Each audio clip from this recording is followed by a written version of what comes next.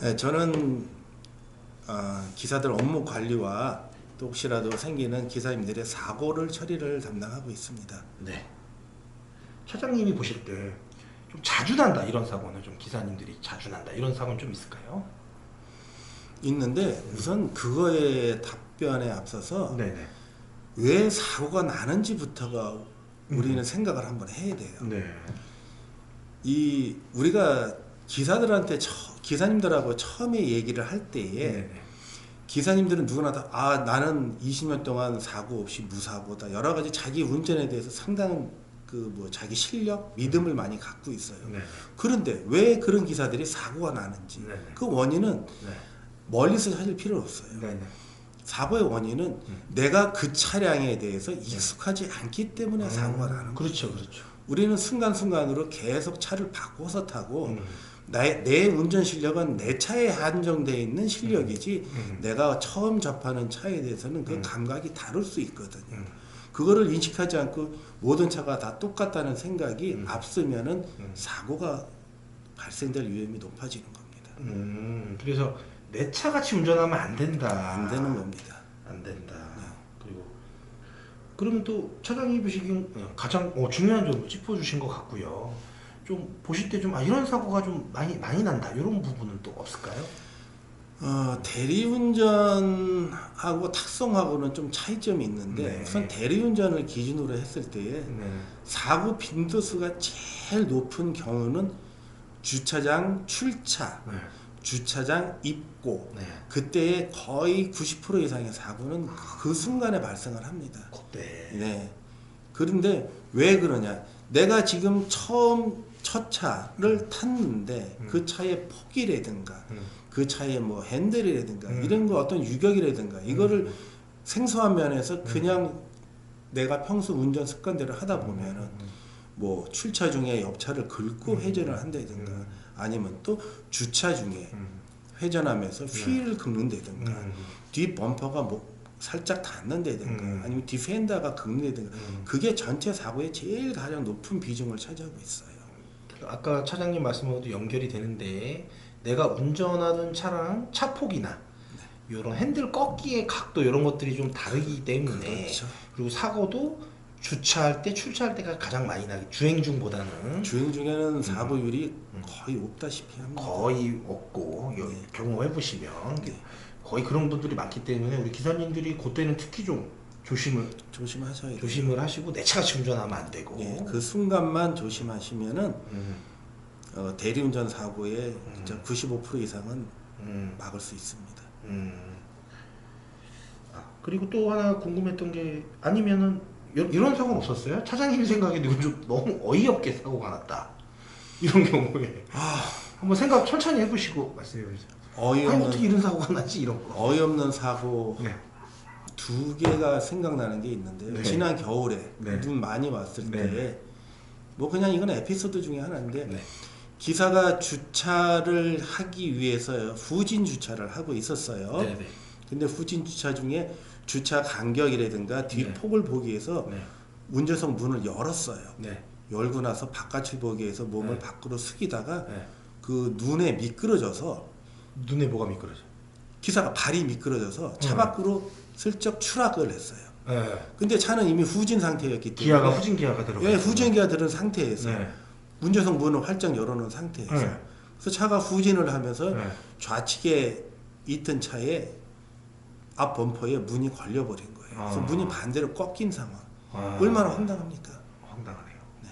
그런 경우. 그런 좀 약간 문을 열고 함부로 몸을 내는 이런 행동은 그런 좀 건 지양하는 게 좋겠네요. 그렇죠. 옆차와의 간격, 옆차와의 정지선까지 사이드 휠러만 맞추면은 거의 나란히 되는데 너무 조심스럽게 한다고 잘한다고 하다가 그런 문을 열고 본다고 하다가 미끄러져서 네 그렇게 나가죠. 실수로 몸이 밖으로 왔는데 미끄러져서 문을 열어놓은 상태니까 차는 계속 후진을 진행하고 운전석 문은 열어놓은 상태니까 옆차에 걸려서 반대로 꺾인 상황도 어쨌든 그 사고 역시 주차하다가 발생이 된 사고네요. 그렇죠. 그리고 또 하나 있으시다고 지금. 하나는 1톤 트럭인데 네. 이제 주차장에서 파킹을 하는데 뒤에가 수로가 있는 걸 기사가 몰랐어요. 인식을 못했어요. 그래서 뒤로 하다가 뒷바퀴가 수로에 푹 빠지는 거예요. 그것도 역시 주차 중에 일어난 네. 사고네요. 그리고 평소에 익숙치 않은 트럭이었고. 그렇죠. 그리고 또 기억나는 건 없으시고. 뭐 안타까운 큰 사고도 있었죠. 그렇지 않아도 예. 네. 여쭤보려고 그랬는데 그럼 좀 이거는 되게 좀 컸던 사고, 이건 좀 대형 사고였다. 가장 그동안 사고 처리하시면서. 아마 인천에 올라오는 벤츠 차량인데 네. 기사는 정상적으로 잘 주문했는데 네. 뒤에서 화물차가 이 차 후미를 밀었어요. 벤츠를. 네. 그래서 이 차가 그 충격으로 고속도로에서 반대편 네. 중앙선을 침범해서 반대편까지 넘어가서 받쳐서. 예. 다른 차와 또 2차 추돌이 생기고 예. 큰 사고가 있었죠. 근데 차는 완전히 폐차를 했는데 폐차를. 의외로 기사님은 뭐 조금 그냥 경상 정도에서 그렇게 됐는데. 네. 그래서 그냥 우스갯소리로 네. 비싼 벤츠가 좋긴 좋구나 그리고 말았습니다. 그럼 혹시 궁금한 건데 있는데 물론 그런 비율이 없진 않겠지만 혹시 기사님들이 뭐 사망하는 사고 이런 사고는 없었었나요? 아직까지 사망 사고는 한 건도 없었어요. 아직까지. 네. 지금 몇 년 혹시? 저 전지까지 합치면은 한 10년이 조금 넘었죠. 10년 넘은 시점에 그래도 기사님이 뭐 사고 중에 사망하고 그런 일은 네. 물론 사망 전국이 없다라고 말은 못하지만 네. 사장님이 겪어보신 건 없으시고. 네. 그리고 좀 안타까웠던 사고는 혹시 기억나시는 게 있을까요? 다 전체가 다 안타깝습니다. 다 안타깝다. 순간적인 실수 때문에 뭐 사고가 생기면은 어쨌거나 기사님한테는 손해 아닙니까? 그렇죠. 예, 면책금도 납부해야 되고, 예, 억울한 거. 음. 그래서 전부 다 안타깝습니다. 저 지역은 잘 어딘지 기억을 못 하는데 손님으로부터 차를 받고 네. 그 다음에 기사는 정상적으로 내비를 네. 정상적으로 찍었어요. 네. 그래서 오다가 이제 큰 도로로 진입하기 전에 이제 거기 길이 전체가 농수로 길인데 네. 오다가 기사가 이제 저녁이다 보니까 좁은 농수로에서 우회전을 하면서 차가 그 기역자로 꺾인 T자형 길에서 우회전하면서 네. 차 뒷바퀴가 농수로에 빠져서 차가 농수로 밑으로 빠져버린 경우. 작게 돌았구나. 크게 돌아야 되는데. 예. 그리고 뭐 기사 입장에서는 난 충분할 줄 알았는데라는 그 표현. 네. 왜냐하면 충분하게 여유가 있는 길을 뭐 낯설다 보니까 그렇게 농수로에 빠지는 경우. 그거는 그때는 순간적으로 기사가 억울함. 결국은 차 혼자서 못해서 견인차까지 불러서 견인차 비용까지도 기사가 부담하고 그런 게 이런 게 또 갑자기 생각이 나고 안타깝고 그렇습니다. 혼유 사고 같은 경우는 차장님이 보시기엔 좀 어때요? 좀 자주 나요? 어때요? 의외로 우리가 무슨 바보냐 이런 표현을 쓰는데 네. 의외로 혼유 사고가 많이 생깁니다. 음. 예, 특히 외제차, 뭐 그다음에 국산차 중에서도 뭐 생기는 빈도수가 있는데 네. 우리가 의뢰이 뭐 승용차 그러면 다 휘발유다 생각하고 아무 생각 없이 휘발유 갖다 넣는 경우. 그다음에 요즘 휘발유 차량도 디젤이 많아요. 맞아요. 네, 그거 생각하지 않는 경우.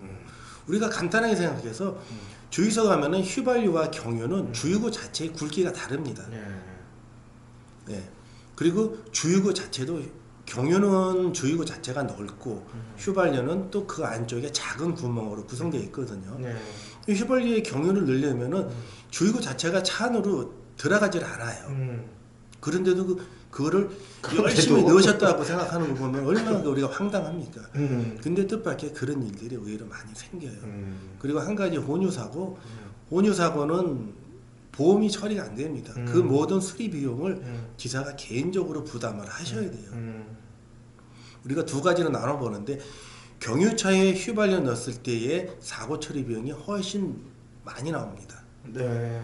예, 하지만 휘발유 차량에 경유를 넣었을 때는 그 반대에 비해서는 수리 비용은 적게 나지만 그래도 보험 처리가 안 되기 때문에 그 전체를 기사가 실비로 부담해야 되는 그런 것도 있기 때문에 상당히 조심하셔야 돼요. 조심하셔야 된다. 예, 정 모를 때에는 차량에 있는 등록증을 꼭 보셔서 예, 연료를 꼭 확인하셔야 돼요. 그리고 주유구 열면은 경유와 네. 휘발유는 분명히 표시가 있고 네. 뚜껑 자체 색깔도 다릅니다. 네. 그거 아무 생각 없이 습관적으로 하시는 거 가장 위험해요. 그냥 생각 없이 하면 안 돼. 꼭 신경 바짝 써서 기름 넣어야 네. 된다. 기름 그리고 넣을 때는. 아까 미리 한 번 더 말씀하셨지만 음. 요즘 새로 나오는 경유 차량들 보면 음. 특히 1톤 트럭 같으면은 주유구가 있고 그 바로 옆에 보면 요소수를 넣는 통이 따로 있어요. 네. 그래서 아무 생각 없이 그냥 주유구라 생각하고 뚜껑을 열어서 주유구, 그러니까 요소수에다가 경유를 넣다가 아차 하시는 분들도 있기 때문에 그 통 관리는 꼭 하긴 하셔야 돼요. 그것도 진짜 희한하네. 요소수 같은 경우 구멍이 더 작지 않아요? 더 작지 않아요? 아니에요. 저는 그래요? 요소수를 직접 열어보지는 않았기 때문에 잘 저도 모르겠지만 요소수 있는 잘 안 예, 타다. 요소수는 그냥 우리 일반 말통 뚜껑하고 비슷하게 생겼어요. 그래요? 예, 거기다 그냥 주유하는데 그럴 때는 수리비가 또 어떻게 될까요? 그 차를 만약에 운행을 안 했다면은 요소수 탱크를 분리를 해서 요소수 다 비워내고 세척하고 다시 요소수만 채우면 됩니다.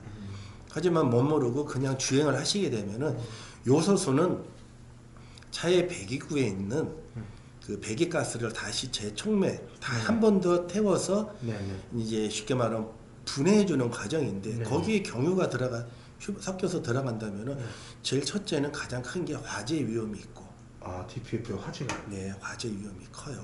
고열로 경유를 태우기 때문에 그다음에 그렇지 화재가 안 났더라도 혹시라도 들어갔다면은 그 자체 모든 거를 다 세척하는 과정 그것도 비용이 상당히 만만치 않게 됩니다. DPF가 잘못됐다 그러면 또 큰 돈이 그렇죠. 나올 수 있겠네요. DPF 비쌉니다. 요거 하나 기사님들이 좀 많이 알아셔야 될 것 같아 그러는데 저희도 보험을 하려면은 책임보험에 가입이 돼 있어야 되잖아요. 네. 근데 손님이 고지를 안 해줬어. 예를 들어 책임보험이 만약 우리가 안 물어보거나 꼭 물어봐야 되는 건지 아니면 예를 들어 책임보험이 안 들어 있을 때 사고가 나면 그런 과실은 혹시 어떻게 되는지 좀 설명을 좀 해줄 수 있나요? 이런 경우가 좀 덜어 우리도 나오잖아요. 예, 있었어요. 네. 어제 같은 경우도 어제요? 바로. 네. 어제 같은 경우도 기사님이 고객으로부터 책임보험 미가입 네. 고지서를 고지서를 받았대요. 네. 예. 50만 원짜리입니다. 그럼 무슨 고지서예요? 책임보험이 미가입한 차량이 네네. 주행 운행을 했어요. 예. 그게 이제 단속에 걸린 거죠. 단속 어떤 식으로 단속이 되죠? 그게 어디서? 뭐 카메라나 과속 카메라나 이런 게 찍혔을 때 이게 카메라나 아니면은 그 네. 경찰이 직접 뭐 우리 말하는 그 뭐라고 하죠? 이게 순찰차에 네네. 예 거기서도 다 거기서도 예, 그 찍혀서 확인이 그냥 됩니다. 그 찍혀서 그냥 날라오는 거예요? 네. 그게? 그러면 첫째는 그 고지서는 차주한테 갑니다. 네네. 근데 우리가 보통 탁송하는 차량들이 네. 차주가 네. 중고차 딜러한테 판매를 했다든가 그렇죠. 예. 하지만 원차주한테 가거든요. 네네. 그럼 차주는 황당하다 보니까 네. 기사한테 그걸 통보를 해요. 네. 예. 네. 근데 기사는 그거를 꼭 내야 될 의무가 없어요. 의무는 없다 기사. 네. 사실 그 과실에 대해서 네. 손님도 책임이 없기 때문에 네. 그거는 탁송을 의뢰하신 분이나 네. 또는 그 발주사에서 책임을 지고 네. 그에 대한 과태료권을 처리해 주셔야 됩니다.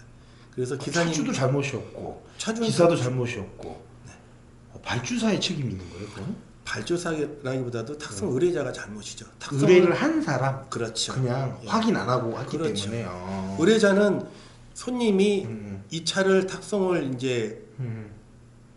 기사님한테 요청할 때 네. 당연하게 그 사람은 보험을 다 해지한 거를 알기 때문에 하다못해 탁송에 쓰는 하루짜리라든가 기본적인 책임보험 우리가 말하는 의무보험 이런 꼭 가입하셔야 될 의무가 있어요.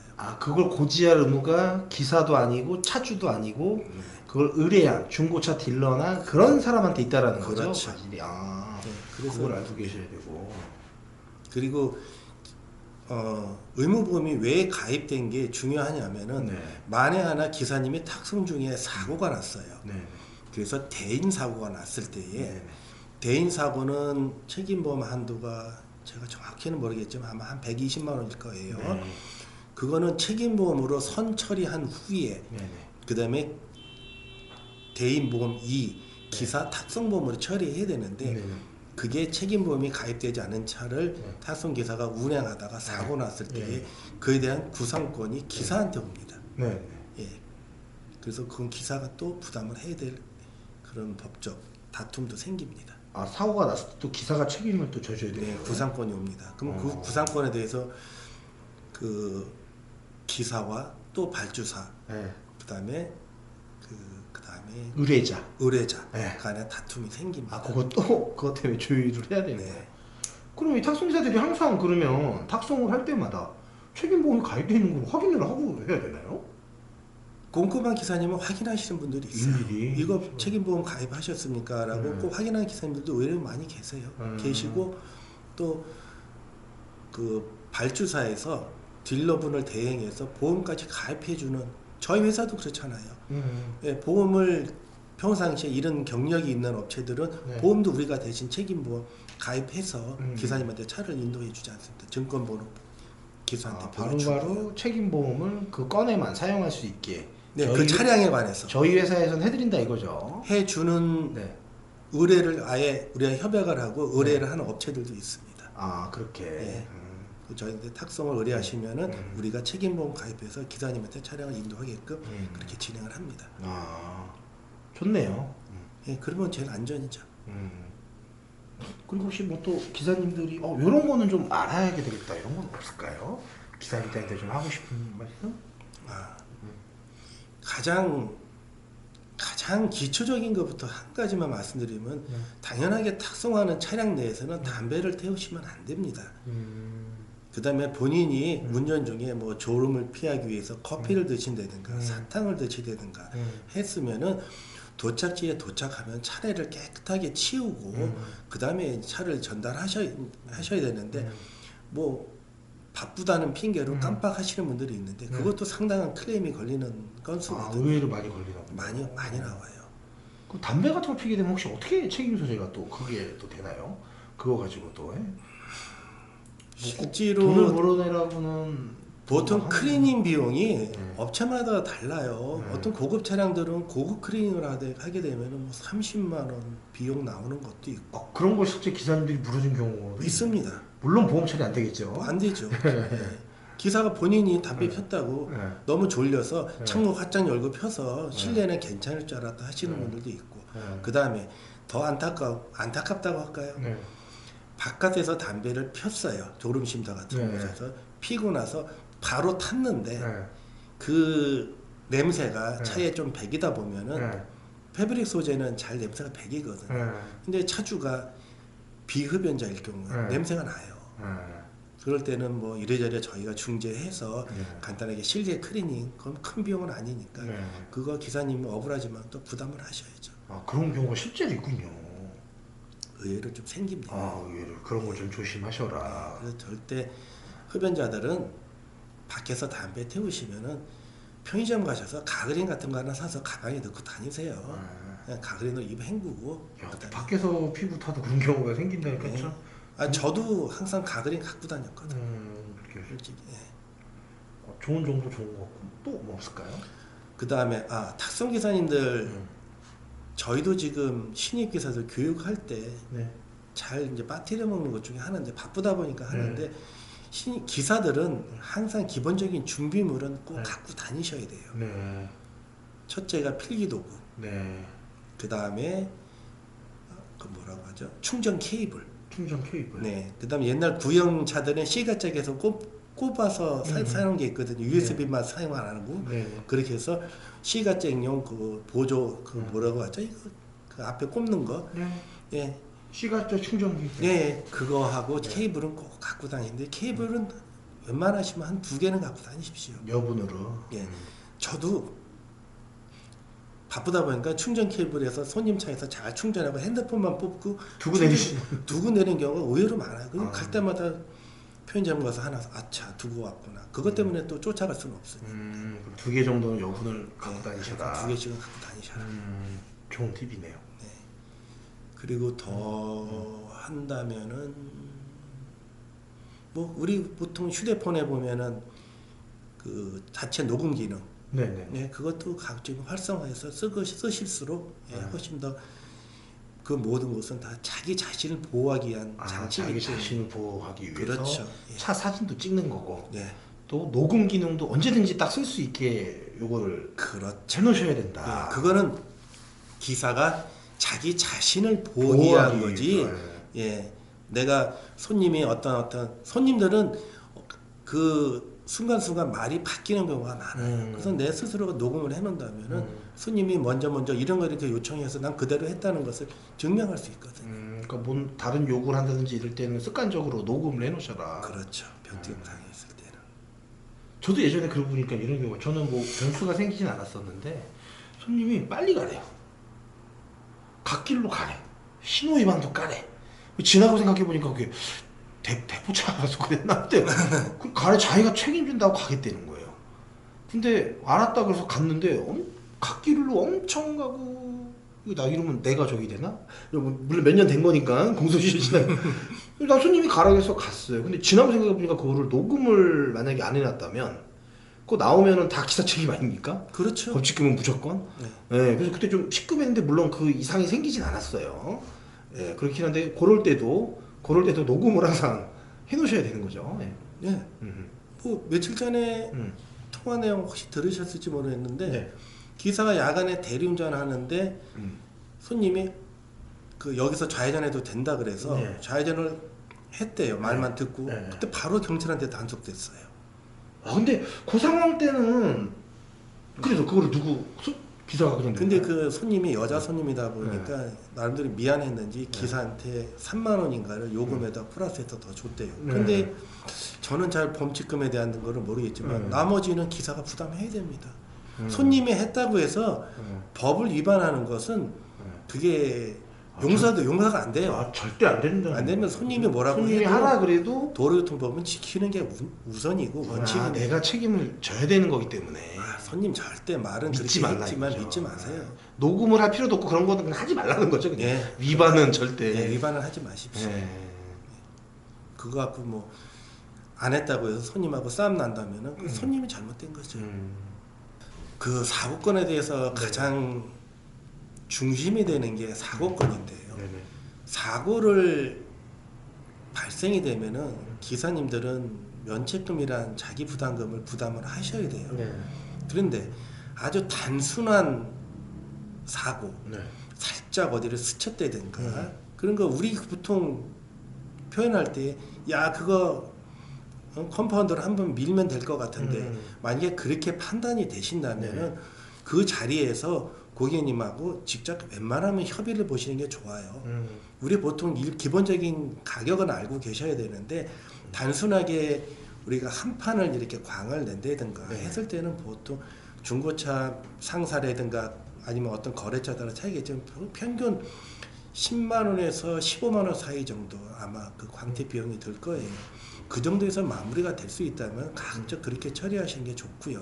그럼 보험 내 사고 건수도 안 올라가고 면책금 비용도 적게 들는데 만약에 손님이 막무가내로 무조건 작은 사고인데 무조건 보험을 처리를 요청하신다면은 그냥 접수해 주세요. 그거 갖고 싸우지 마시고 단 손님한테 정중하게 부탁을 하십시오. 네, 제가 일단 보험을 처리하고 제가 손님한테 안심을 시켜드리겠습니다. 보험 처리하고 하지만 무작정 수리하시기 전에 이거 간단하게 이렇게 처리하는 방식도 있으니까 한번 그 비용 견적을 먼저 알아보시고 견적 비용을 저희한테 좀 알려주십시오라고 정중하게 부탁하시면은 다들 많이들 들어주세요. 작은 경미한 사고이기 때문에 그러면은 그 수리 비용 전액 다 부담하시고 보험 사고 접수하신 거는 취소하셔도 됩니다. 저도 여기서 팁을 하나 드려도 될까요? 네. 저 같은 경우 진짜 경미한 거 있잖아요. 경미한 경우면 대리나 탁송이나 실제 겪은 일입니다. 전 대리비 탁송비를 안 받습니다. 그냥. 그리고 안 받고 사장님 죄송합니다. 이거 고치시게 되면 연락을 주세요. 하잖아요. 진짜 경미한 경우 있잖아요. 그냥 괜찮다고 지나고서 그냥 괜찮아요. 이런 경우들이 있더라고요. 근데 반대로 내가 사고를 잘못했는데 대리비나 탁송비 다 받잖아요. 그거 100% 보험 처리 요구가 들어오더라고요. 근데 몇 번은 제가 격리한 거 있잖아요. 대리비를 안 받고 죄송합니다 하고 대리비 안 받고 탁송비를 안 받으면 그분들은 그냥 됐어요. 그냥 그런 경우가 더러 있더라고요. 그래서 너무 빠득빠득 안 받는 것도 좀 요령이지 않나. 너무 경미한 거는. 네. 뭐 그것도 하나의 팁이 될 수 있겠네요. 차장님 생각하시기에 어떻습니까? 저는 제가 당사자가 아니다 보니까 네네네. 제 개인적인 생각은 그렇습니다. 손님이 보험 처리를 끝끝내 요구하시면은 내가 미안한 건 미안한 거고 처리는 처리고 받을 건 받고 줄 건 주자는 식으로 저는 개인적인 생각은 그렇습니다. 아 그렇게 요구를 하면은 그럼 그때 대리비도 줘라 하는 거지 그때는. 물론 그런데 줘라 하고 하는데 이게 일단은 네. 대리비로 쉽게 말하면 내가 안 받는 거로 퉁친다? 저 퉁친다는 마음으로 다가서면 안 되고 네. 그게 미안한 마음으로 받아들여진다는 거죠. 그 상대방이 이 사람이 그래도 정말 미안해하는가 이거를 현장에서 대리비를 받고 가는 거랑 그래도 안 받고 죄송합니다 나중에 연락 주세요 그러면 저 같은 경우는 몇 분들은 다 그냥 됐다고 얘기하시는 걸 많이 그거는 경험해봤거든요. 고객님하고 서로 대화를 하다 보면 그 사람에 대해서 어느 정도 조금 감이 온다. 그럴 때는 저는 일단은 좋은 쪽을 하나 선택하시는 것도 하나의 팁이 될 것 같습니다. 저는 일단 이거를 꼭 이렇게 해서 퉁을 치려고 마음으로 얘기를 하는 게 아니고 정말 미안하니까 대리비 받기가 좀 민망하더라고. 내가 사고를 냈는데 차를 어쨌든 흠집을 나게 한 거잖아요. 네. 그러고서 대리비를 받아간다? 저는 그거는 아니다라고 생각해서 안 받았더니 그걸 노리려고 했던 게 아닌데 안 받았더니 거의 고객님들이 괜찮다 뭐 돈 벌라다 했는데 뭐 이런 식으로 나오는 경우가 좀 많이 있어서 혹시 이것도 한번 좀 그것도 하나의 팁이 될 것 예, 같습니다. 활용을 하시면 조금 그리고 그래도 즉석에서 네네. 대리비 주면서 괜찮으니까 그냥 가세요라는 분들도 있어요. 아 그런 경우도 의외로 그런 좋은 분들이 더 많다. 네. 기사를 못 살게 굳이 않으면 다 좋은 손님이죠. 그렇지. 우리가 네네. 주차를 하거나 네네. 그 다음에 하다 보면 휠에 대해서 많이 사고가 발생, 휠만 나는 사고가 있어요. 휠만 긁히는. 네. 근데 고가의 차량들은 휠값도 굉장히 비쌉니다. 우리 지난번에 봤던 그 포르쉐 같은 경우는 휠 하나가 400만 원이 넘는 거 있어요. 네, 그때 그거는 절대 손님들 그 휠 복원 그런 거 잘 안 하려고 합니다. 그거는 그냥 숨도 쉬지 마시고 보험 접수하십시오. 네, 보험 접수하시면 되고 그리고 휠 사고는 손님이 렌트카가 필요하지 않아요. 휠은 예약하고 그거 맞춰서 가서 수리하는 시간 바로 바로 예약만 하면은 타는데 지장이 없기 때문에 차가 묶일 일도 없고 하기 때문에 그거는 하지만 일반적으로 우리가 웬만한 차들은 혹시 손님께 혹시 휠 복원하는 것도 한번 귀뜸을 주시면은 모르시는 손님들 그렇게 해서도 처리가 되는구나 하면 휠 복원 비용으로 서로 합의를 보셔도 그것도 괜찮습니다. 우리가 탁송을 하다 보면은 전체적으로 중고차가 높은 비중을 차지하지만 간혹 가다 보면 신차를 탁송하는 경우가 있어요.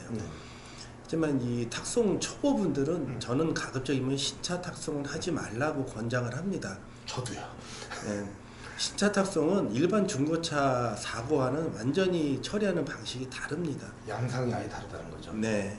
그리고 굉장히 꼼꼼하게 차도 살펴봐야 되고 정말 시간도 많이 소요되고 그 다음에 차량을 만약에 사고가 발생됐을 때에 그 사고로 인해서 그 신차 인도받는 고객이 차량을 인수를 거절하는 경우도 생겨요. 그렇기 때문에 그 손님의 그 차량을 인도하기 위해서 뭐 보통 신차는 영업사원들, 자동차 영업사원들이 많이 의뢰를 하는데 그 금전적 보상, 어떤 감가상각에 대한 거 관한 그런 그 트러블이 많이 생기거든요.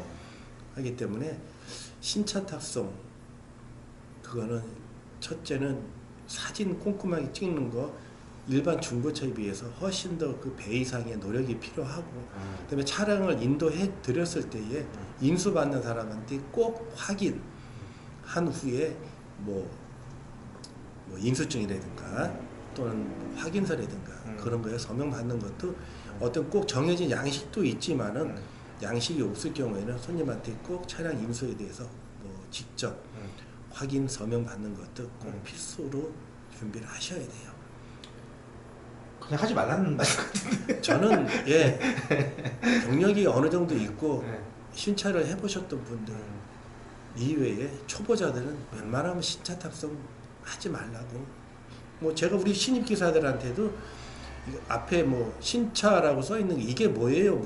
물어보면은 그거 하지 마십시오라고 그냥 잘라서 얘기합니다. 아직은 하실 단계가 아닙니다. 라고 하고 하기 그 다음 한 가지만 더 말씀드릴게요.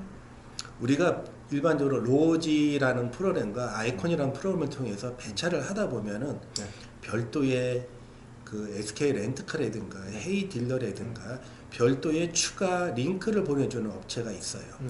예, 그런 거는 대체적으로 뭐 3개월 미만 기사들은 거기서 기사님들한테 기사님 이제 일하신 지 얼마 안 돼서 이거 콜 빼겠습니다 했을 때에 그냥 당연하게 받아들이는 것도 필요해요.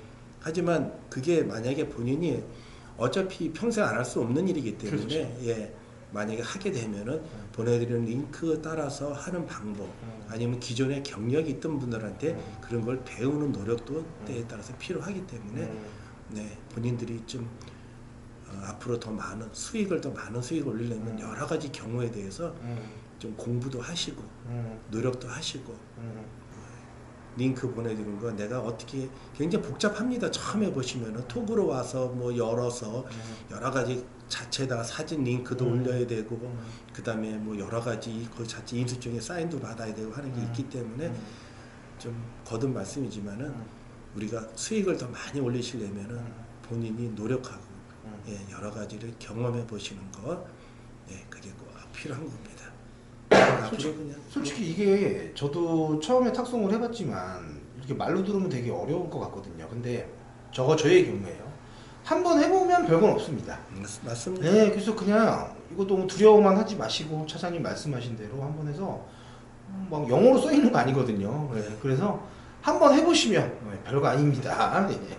맞아요. 네, 그냥 한 번만 경험해 보면은 또 네. 우리는 모든 일을 똑같은 일을 계속 반복적으로 하는 맞아요. 일이거든요. 네. 예. 결국은 똑같은 일이거든요. 네, 똑같은 일 때문에 내가 한번 어느 업체에서 뭐에 대해서 거절을 받았다고 해서 앞으로 그 업체 거를 내가 평생 안 하겠다는 마음 갖지 말고 한 번씩 해봐라. 그거를 하는 주변 기사가 있다면은 어떻게 하는 건지 물어보고 그거에 대해서 충분히 숙지가 되면은 혹시 그쪽에서 차량 뭐 탁송 의뢰에 대해서 거절을 하시더라도 제가 이렇게 해서 준비가 됐습니다. 한번 해보겠습니다라고 하는 그런 적극성 숙지하신 후에는 그런 적극성을 가지고 해보십시오.